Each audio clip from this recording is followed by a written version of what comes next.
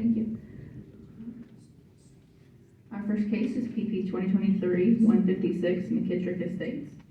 McKittrick Estates is a rural conservation subdivision under Article 22 of the Greenville County Land Development Regulations, located south of the intersection of Terry Road, which is a county road, and McKittrick Bridge Road, which is a state road. The applicant is requesting 13 lots on 12.2 acres for a density of 0.93 units per acre. Access is provided off McKittrick Bridge Road, which is a state road.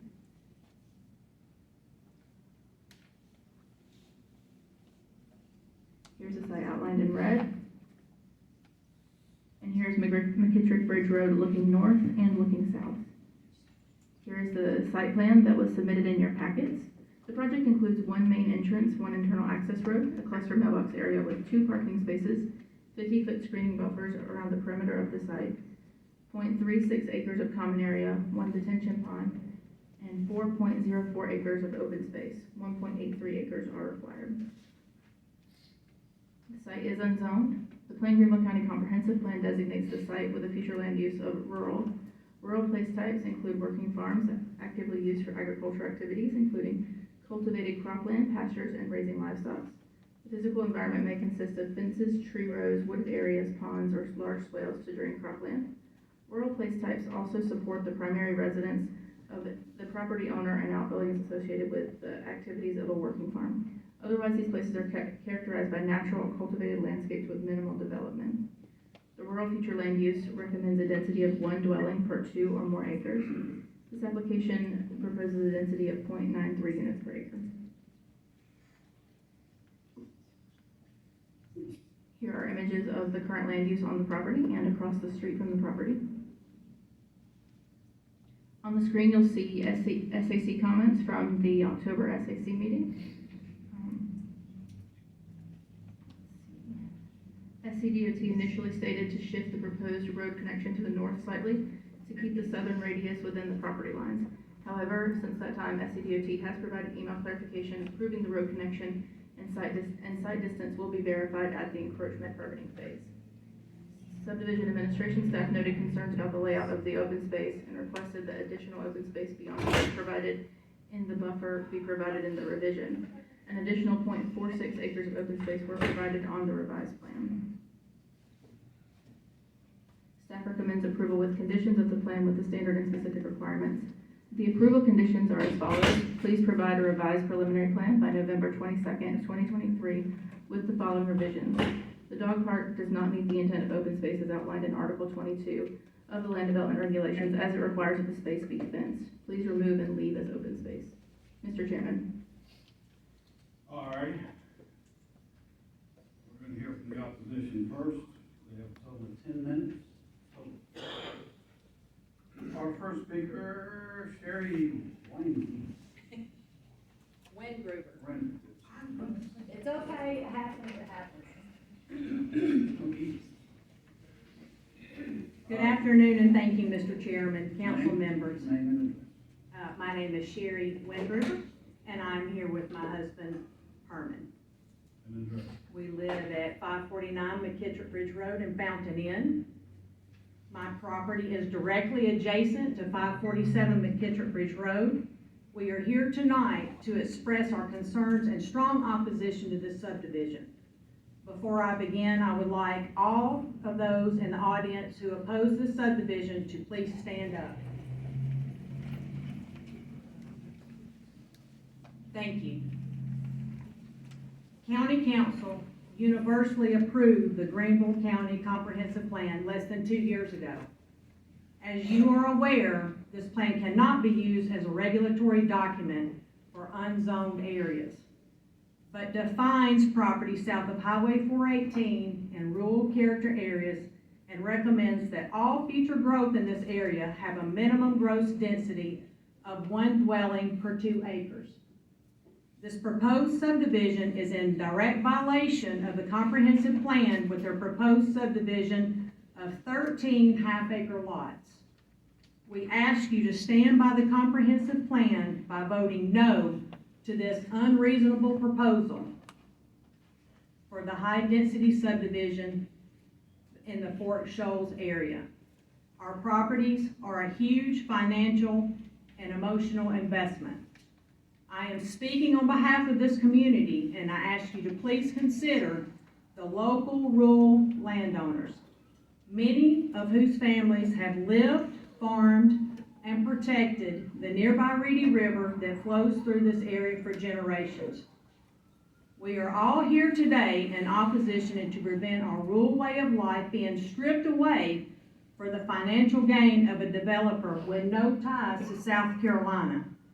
And let me emphasize that again, they have no ties to South Carolina. We ask this planning committee to please listen to the people of this community, adhere to the comprehensive plan, and vote no to this subdivision. Thank you. Thank you. Our next speaker is Allison Burns. Good evening. My name is Allison Gazzoni Burns. I live at 440 Terry Road. I appreciate you approving my rezoning request to RR3 tonight. I'm here also speaking in opposition of this subdivision. I want to address several technical concerns that were identified by the Subdivision Advisory Council that remain inadequately addressed by the developer for this plat. First, I want the council to be aware that the developer has not followed the requirements of the LDR Article 22.2 that requires the plat scale to be no less than 1 inch per 100 feet. And this plat is currently scaled at 1 inch per 50 feet. This scale does not accurately represent the true density of this subdivision to the reviewer. The first concern brought up by Greenville County Land Development regarding the runoff mitigation surrounding the properties to this subdivision during the SAC review has not been addressed by the developer. There is a detention pond on this property proposal. The first plat displayed a 0.76 acre detention pond, but the revised plat submitted on 11/8 now shows a 0.35 acre detention pond, a 49% reduction in runoff retention from the original plat, without a reduction in the number of homes. There's concerns with the drastic reduction in the detention pond, whether it will be sufficient to hold the amount of runoff these homes will generate. The surrounding property owners and community have concerns about the maintenance and upkeep of the detention pond. There's an underground spring on the adjacent property that is utilized for drinking water by a neighbor. If this detention pond were to fail, that would contaminate this individual's drinking water. We all know that these detention ponds fail and are not adequately maintained. The developer has also failed to identify clear division lines between the back of each lot and the drainage easements on the revised plat. The lot lines overlap the drainage easement on the back side of each property. How can the county be assured that the buffer and drainage is maintained with this design? The second concern is the number of proposed septic tanks for this subdivision. Many of you may be aware of the amendment to LDR Section 8.2 being proposed by County Council for unzoned subdivisions with 10 or more lots requiring septic tanks to have a minimum lot size of 1.5 acre. That revised ordinance was approved during the second reading on 11/7 last week and is moving forward to the third and final read on December 5th. This subdivision does not have city sewer and would require septic tanks for all 13 lots. It would be prudent for the planning committee to deny the current subdivision proposal until the new septic tank ordinance is officially approved. Larger lot size would mitigate the concerns that land development has for excessive runoff from this development and would more closely comply with the comprehensive plan for this area.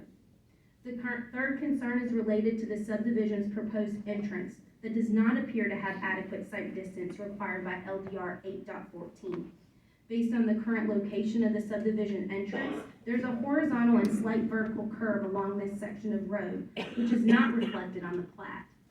SCDOT recommended at the SAC meeting to shift the entrance slightly north to meet this site distance requirement due to the raised curve in the road, and the developer has neglected to make these revisions. It is worth mentioning for the record that the adjacent property owners will not provide an easement to meet this regulation if one were required. There's also a bridge out at the intersection of McKelvey and Fork Shoals Road with a proposed 2-year reopening date. We have already experienced increased traffic on McKittrick Bridge as a detour for the closed bridge, and allowing a subdivision of this density to be approved without appropriate site distances places the community at increased risk of traffic accidents. Based on the continued violations of the LDR and failure of the developer to address the recommendations by the state and county agencies in their revisions, I urge this committee to uphold the integrity and safety of the rural community standing behind me and deny this subdivision. Thank you.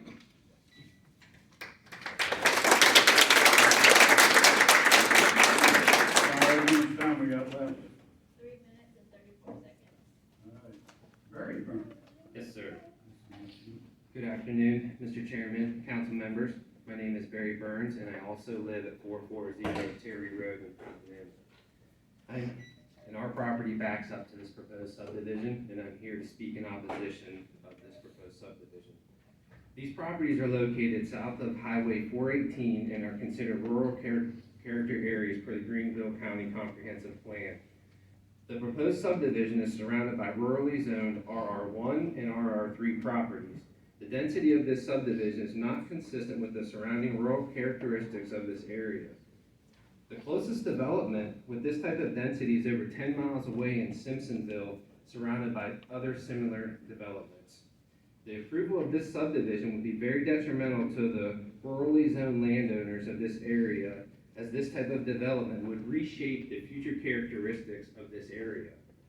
Aside from the blatant unmatched density of this proposed subdivision, I would like to bring to the attention to the fact that this property has been seized by the county due to the owner/developer has no ties to South Carolina, has failed to pay their 2022 taxes, property taxes, which has resulted in this property being auctioned on November 13th of this year. The land was purchased at auction and is currently being held for redemption with a tax lien certificate. Therefore, this development should be denied until this property tax litigation has been resolved. This council, everyone up here, is the gatekeepers for this community. You can clearly see the density of this subdivision does not match the comprehensive plan. The taxpayers of this community do not want this type of density.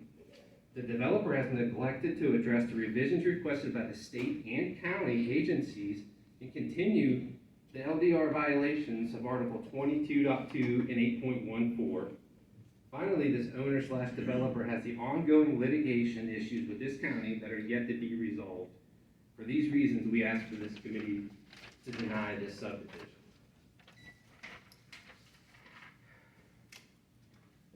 Thank you.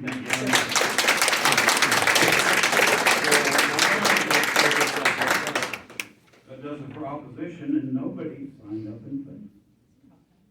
So, commission, or commission, not a committee. Any questions, comments? Mr. Chairman, I make a motion to deny item 156. Based on what? Based on, hey, the interesting, can everybody hear me? No. Hard to. Can you hear me now? Yes. Okay. Yes. Thank you, I don't want to get another text message. All right. Based on the working farm definition that I just read was based on 1 home per 2 acres? Is that correct? And this 13 lots, 13 acres doesn't, right? Okay, so based on that, am I correct in reading that way? Yeah. Okay. Secondly, the tax situation, I don't think has any bearing with us, it's something we can vote on, but certainly is an interesting point right now. And third, Well, I got plenty of points, you let me help you out on this one. Mr. Wood's gonna throw a couple more on the board for you. I'm with everyone who spoke on this. I keep going back to the half-acre lots and the beautiful map that you gave me that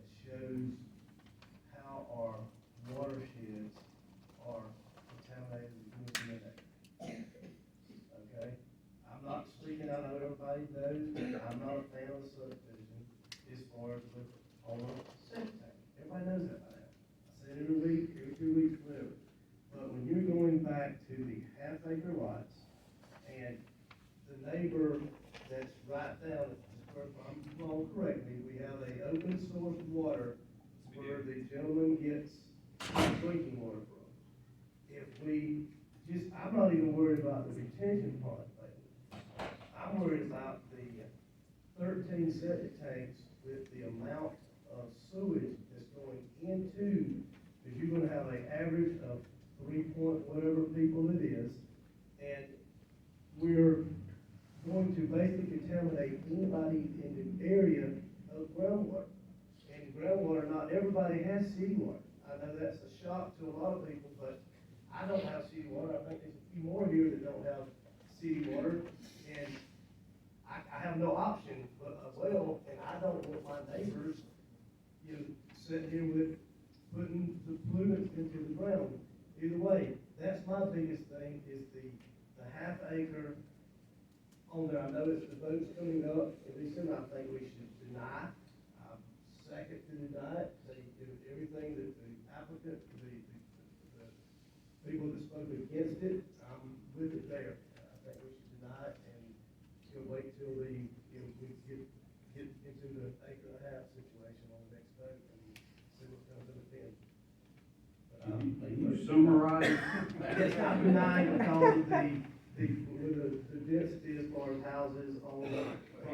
That's number one on his That's, list. I'm with him on that. I just want to make that spoken outside of it too. Number three. With this, my thing is with open source water, the spring fed water there as far as on that's possible. Okay. Alrighty, based on those two reasons, well, Mr. Chairman, I do have some questions for staff. Sure. About this, because our decision tonight may be second guessed to something. Speak up. Can't hear you. Yeah, I'm sorry, these microphones, you have to be eating them, right, to be heard. But I'd like to just ask staff a couple of questions on the revised, so the drawings that are in our packet are not the final drawings, is that correct? Well, I thought your note said that you would ask the applicant for revised drawings. Yeah, between SAC and the packet. Okay, so, but now what we're looking at is the final. That's right. Okay. Revised, preliminary. Okay. And those drawings were posted, because I got an email from somebody that said that the drawings that were posted to the public to see were dated December 22.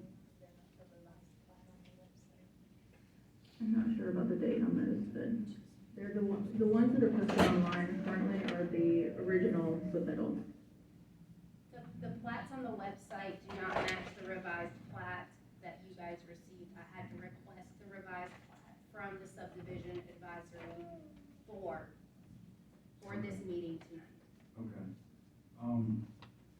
And on the plat that we have access to, the drawing, yes, where is the access point to the open space? The open space is only the buffer, is that correct? Yeah, well, there's a little bit of open space at the end of the cul-de-sac. The dog park? Yeah. That's right. So that was added in the very final submittal, so a little bit of explanation about SAC. You have an original submittal that goes to SAC. SAC comments are given, and then a revised copy is sent to us. We check that revised copy, and then I send out one more time to the engineers, and I get a final back by an internal planning commission packet deadline. And any comment that's not been addressed becomes a condition at that point. Or if there's a change made that is of concern, it'll become a condition at that point as well. Okay. Yeah, I guess I was just trying to understand whether the public had access to the latest drawings prior to today. And I guess what I'm hearing is that it's not posted online, but if someone asks for it, they can get it. That's correct. We do try to update if we can. However, this particular planning commission meeting was a week earlier than our normal schedule, so we were running behind. Okay. Well, can I get back to, so where is the public access then to the open space? So the access is, 20-foot access point? It's right here. There's a dog park. And that's part of the reason why I suggested that the dog park be removed, because fencing that area means that the other open space is completely inaccessible. However, it also is within the buffer, so, you know.